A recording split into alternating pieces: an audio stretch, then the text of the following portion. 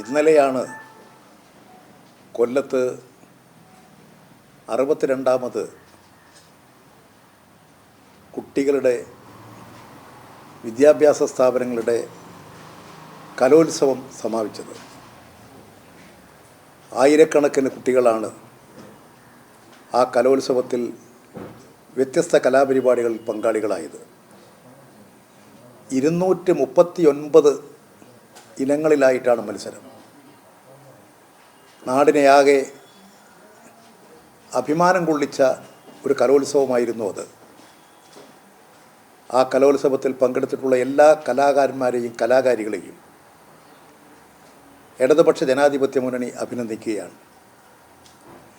ആ യുവജനോത്സവത്തിൽ കണ്ണൂരിനാണ് വർഷങ്ങൾക്ക് ശേഷം സ്വർണ്ണക്കപ്പ് നേടാൻ കഴിഞ്ഞത്.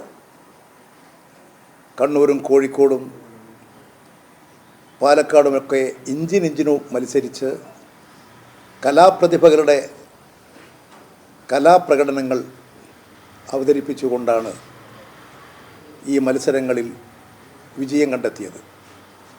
പൊതുവെ ഒരു പരാതികളുമില്ലാതെ നല്ല നിലയിൽ തന്നെ കലോത്സവം സംഘടിപ്പിക്കാൻ കഴിഞ്ഞ കേരള വിദ്യാഭ്യാസ വകുപ്പിനെയും അതിന് നേതൃത്വം കൊടുത്തതിൻ്റെ മന്ത്രിയെയും അതിനുവേണ്ടി അക്ഷീണം പ്രവർത്തിച്ച അതിൻ്റെ സംഘാടക സമിതി, വിദ്യാഭ്യാസ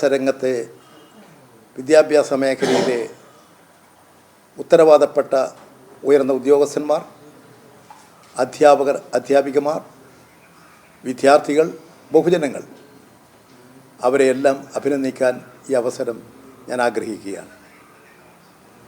ഇത് കേരളത്തിൻ്റെ കലാരംഗത്ത് കുട്ടികളുടെ കലാവാസനയെ വികസിപ്പിച്ചെടുക്കാൻ, പ്രോത്സാഹനം നൽകാൻ ഈ കലാമത്സരം പാഠ്യേതര പദ്ധതികളിൽ ഏറ്റവും മെച്ചപ്പെട്ടതാണ്.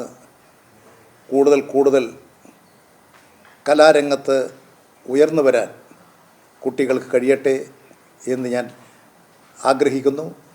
ഈ ട്രോഫി നേടിയ കണ്ണൂർ ജില്ലാ വിദ്യാഭ്യാസ ഡിപ്പാർട്ട്മെൻറ്റിനെയും അതിനുവേണ്ടി പ്രവർത്തിച്ചിട്ടുള്ള എല്ലാ ഉദ്യോഗസ്ഥന്മാരെയും വിദ്യാഭ്യാസ രംഗത്തെ എല്ലാവരെയും അഭിനന്ദിക്കുകയാണ്. കണ്ണൂരിന് ഒരു വലിയ നേട്ടമാണ് കലാരംഗത്ത് സൃഷ്ടിച്ചത്. കണ്ണൂരിനെ ഗവർണർ ആക്ഷേപിച്ചു.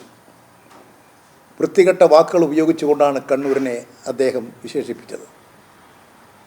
അദ്ദേഹത്തിൻ്റെ ആ വിശേഷണങ്ങൾക്കുള്ള മറുപടിയാണ് കണ്ണൂരിലെ കുട്ടികൾ, കണ്ണൂരിലെ കലാരംഗത്തെ കുട്ടികൾ, വിദ്യാർത്ഥികൾ നൽകിയിട്ടുള്ളത് എന്നൊരു സവിശേഷതയും ഇതിൻ്റെ പിന്നിലുണ്ട് എന്ന കാര്യം ഞാൻ ചൂണ്ടിക്കാണിക്കുകയാണ്.